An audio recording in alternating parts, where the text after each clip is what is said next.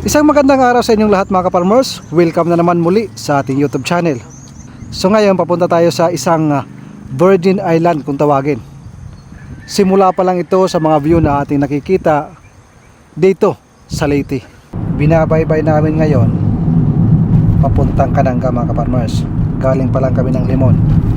Kung manggagaling tayo sa Tacloban, yung mga dadaanan na lugar, Palaw, Leyte, Alang-alang, San Miguel pala, bago mag-Alang-alang, Haro, Tunga, Carigara, Kapuokan. Ano sunod sa Kapuokan? Cananga. Cananga, Leyte. Limon, tapos Cananga mga ka-farmers. Pagkatapos sa Cananga, yan po yung ating pag-uusapan mamaya. Pagdating sa Cananga mga ka-farmers, liliko papuntang Palumpon. Makikita nyo yung building na yan, yun po yung kanilang munisipyo na bago. Tuloy natin yung ating biyahe mga ka-farmers. Narating na natin yung tourism ng Palumpon. Kailangan magrehistro para makapunta tayo sa Kalangaman. Hindi pa pwede na dadiretso tayo. Kailangan tayo dadaan sa tamang proseso. In punto alas 7 mga ka-farmers, nakarating kami dito sa Palumpon. Nandito tayo sa Pantalan. Nandun sila, nagre-rehistro upang makasakay tayo sa mga bangka na inyong nakikita papunta sa isang napakagandang lugar. Wow, taho sa umaga mga ka-farmers.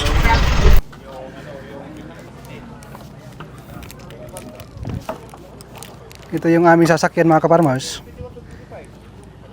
Isang malaking bangka. Hindi naman to barko, bangka lang. Bangka.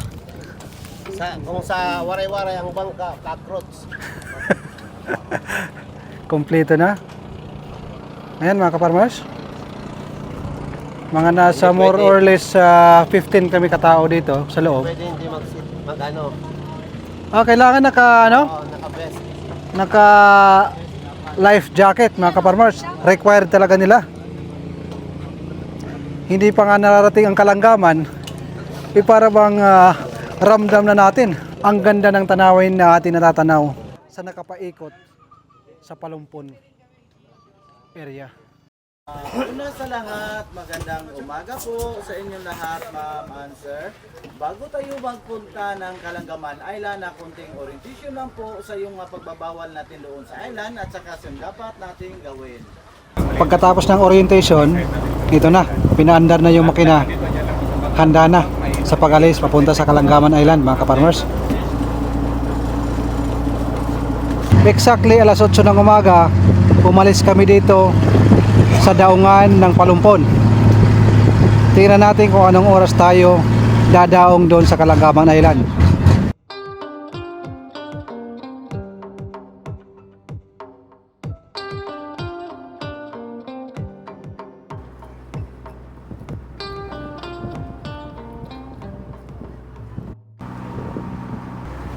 Ngayong umaga, napakabanayad pa, napakapanatag ng dagat. Hindi pa ganoon kalakas yung alon na ating nararanasan. Simula ng ating pag-alis mga ka-farmers, 30 minutes na yung nakalipas. Hindi ko alam kung mga ilang minuto pa bago natin marating ang Kalangaman Island.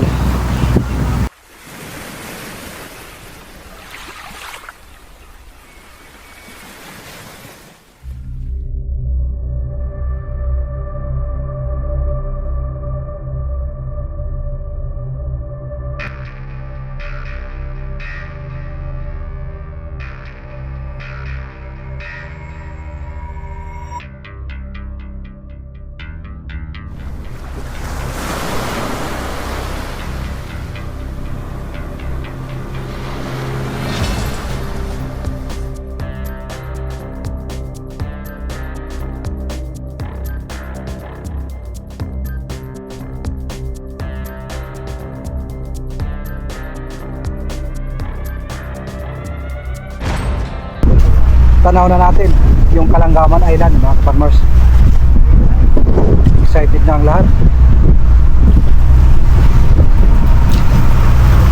inaantok, meron napapagod, meron nagugutom.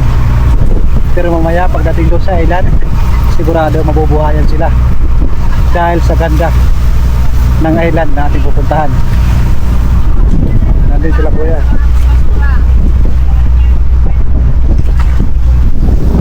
Kitang kita na kahit sa malayo mga kaparmers. Hindi nyo makita sa camera, pero sa aming mga mata tanaw na namin yung island. At kahit yung malaperlas na puting buhangin ay aking na natatanaw. Dahil sa lakas ng alon mga kaparmers, lumapit na ako sa aking makina dahil para bang hinahampas yung aming sinasakyan ng malalakas na alon.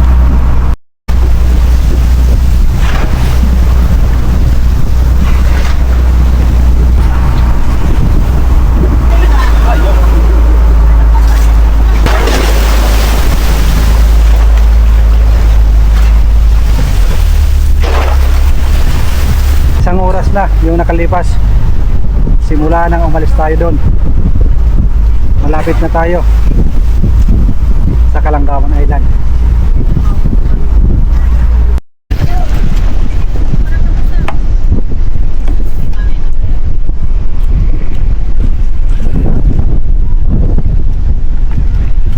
Kawai.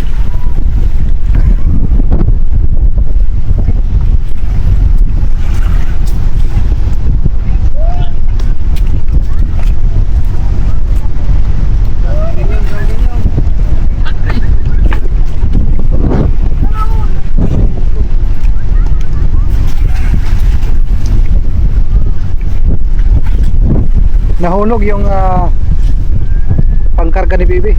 Ang daming baon ah. Daming baon ng aking brother-in-law. Natatakot na hindi makakain. Ang biyahelo.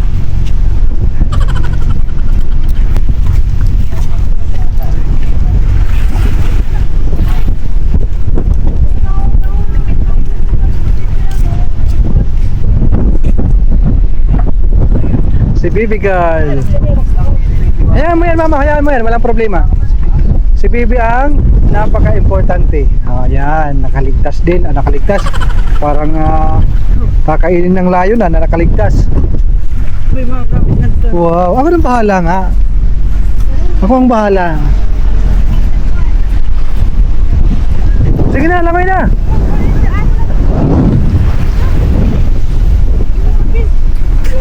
Meron pa doon? Akin yung tira. Si ate na picture. Kala ko kasama to.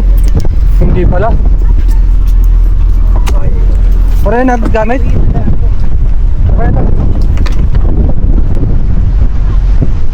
Sinik ko kung mayroon mga gamit na naiwan.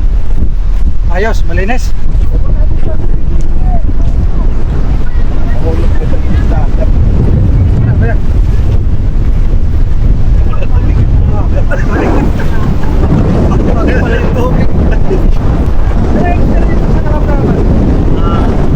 It's very nice. Very nice. I like this place.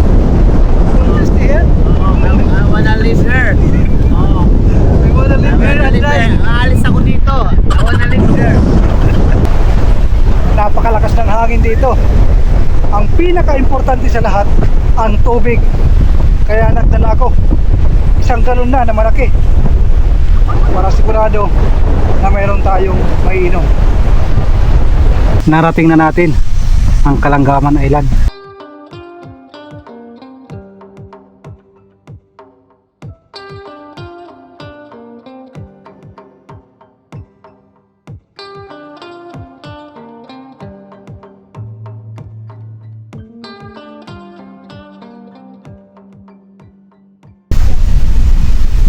Pagdating natin dito mga ka-farmers, mayroong mga libangan na pwedeng marentahan.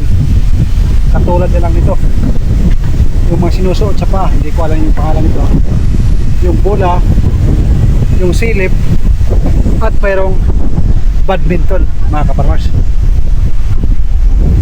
Nag-order kayo mga ka-farmers, malaking tuna. Ayan. pang-ihaw. Ang presyo nito is nasa 600 dito sa Kalanggaman. Fresh na fresh. Pwede. Para sa akin, hindi na ito mahal kung nandito sa Kalanggaman Island. Pero kung nasa normal lang tayo ng mga merkado, mahal ho yan. Pero pagdating dito, iba na yung presyuhan. Pero para sa akin, panalong panalo na to. Fresh na fresh, inihaw na tuna. Sisimulan na ang seremonya. Pagdating naman sa palikuran, wala akong problema. Nakahiwala yung babae at lalaki. Subukan ko, mga kaparmers. Ayos. Pwede na, makakasurvive. Iniwan ko muna sila, mga kaparmers, para ikutin, ipakita sa inyo kung ano ang mayroon dito sa island na ito. Pagdating dito sa Kalanggaman Island, mga kaparmers, akalain mo ba na mayroong sari-sari store dito? Pero expect na natin na iba na yung presyo kasi nasa gitna na ito ng karagatan.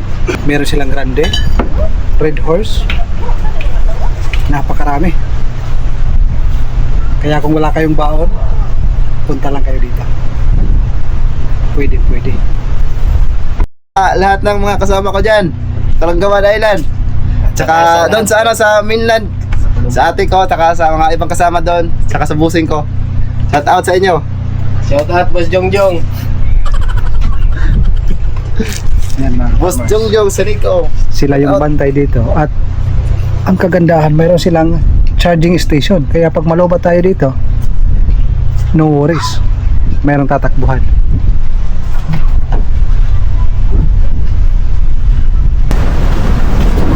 Nag-iikot-ikot ako, mga farmers. Iikotin ko lahat. Kahit hindi ako makakain, ayos lang. Basta may ipakita ko sa inyo kung ano ang nandirito nakakaiba. Yung mga kahoy na inyong nakikita, yan po ay mga talisay tree. Ang layo, mga kaparmers.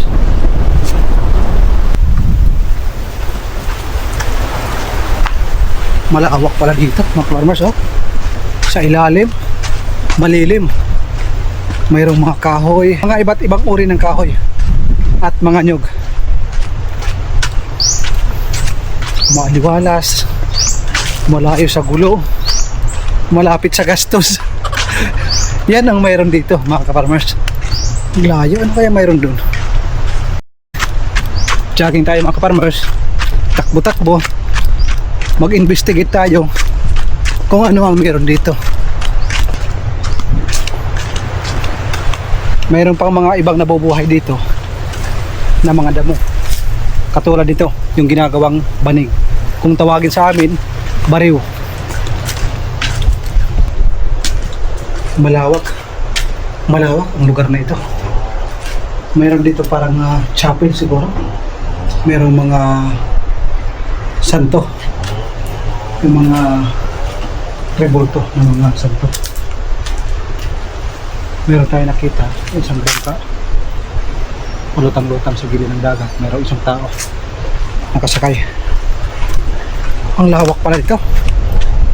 Mayroon ditong mayroon ditong parang motor, yung apat yung gulong. Pag magrenta tayo is 1,000. Hindi na. Mas mainam na maglakad na lang ako para makita ko kung ano yung pwedeng ipasilip sa inyo. Siguro mayroon silang malaking generator dito kasi may mga wire, may mga poste. Mayroon silang source of electricity. Mayroon tayo nakikita na mga wire. Meron dito para mga bahay na luma na, inabandon. Ayan, oh. Pasukin natin. Ako po.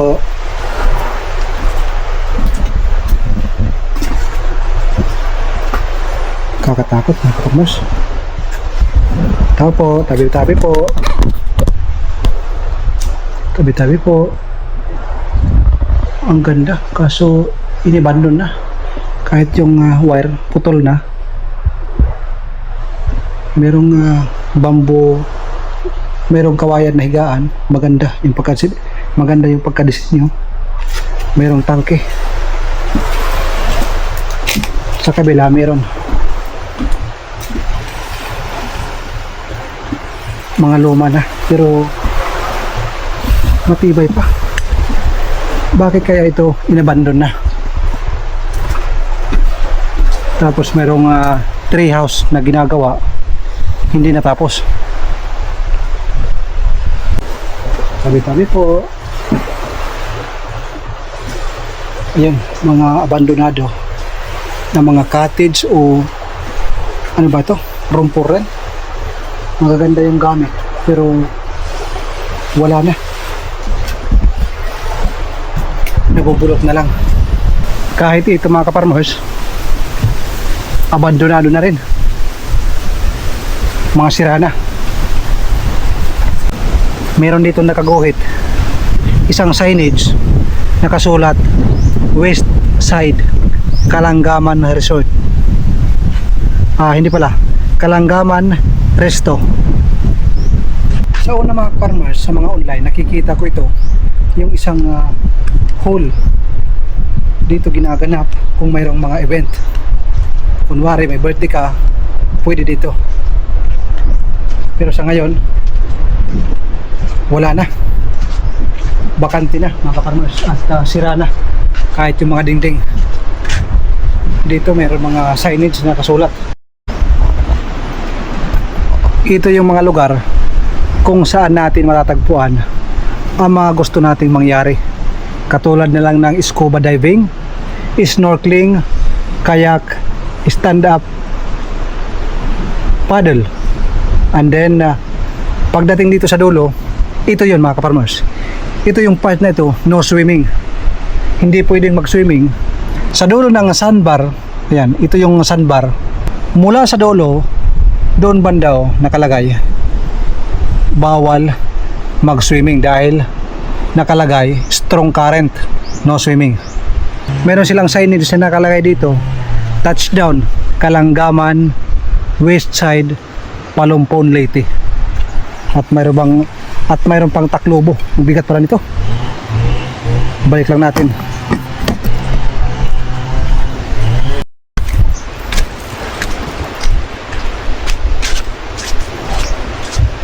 Yung part na yan yung nasa drawing. Sinasabing bawal maligo dyan dahil napakalakas ng current. At saka doon sa pinakadulo. Dito sa dulo, hanggang sa dulo, yan po yung ating narating. Kaya simula sa dulo hanggang sa dulo ay inikot natin.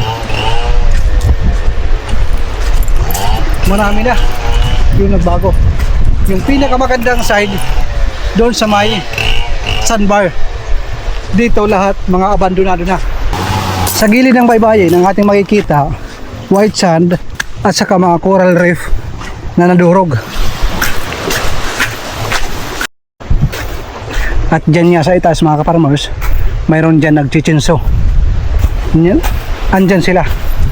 Hindi ko na ipinakita sa inyo, baka mapagalitan tayo. Ganyan yung mga coral reef na mga naputol. Ang ganda, puting puti. At bukod sa view natin makikita, napakaraming nyug dito mga kaparmers. Kung survival ang pag-uusapan, pwede tayong kumain ng nyog. Napakaraming nyog dito. Pero mayroon naman tayong baon, wag na. Kung sa kabila ang makikita natin ay mga talisay tree, dito naman lahat ganito. Ayan.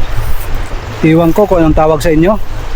Tulad ng aking nabanggit, ang tawag dyan is barew, ginagawang banig dito sa amin.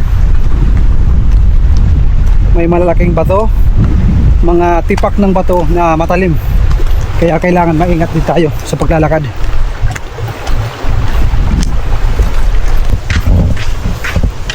Bumalik ako dito sa mga ilalim ng kahoy dahil mainit dun sa gilid ng dagat. Dito tayo para malilim. Yung mga ibang matataas na puno ng nyug, pinuputol nila. Ayan. Hindi lang isa, hindi lang dalawa, hindi lang 10 yung mga pinuputol dito. Ang dami oh. Siguro yung mga matatanda na, matataas, kasi ginagawa nilang dos por tres, para siguro sa kanilang cottage. Dahil nga kailangan nila ng kahoy para gawing cottage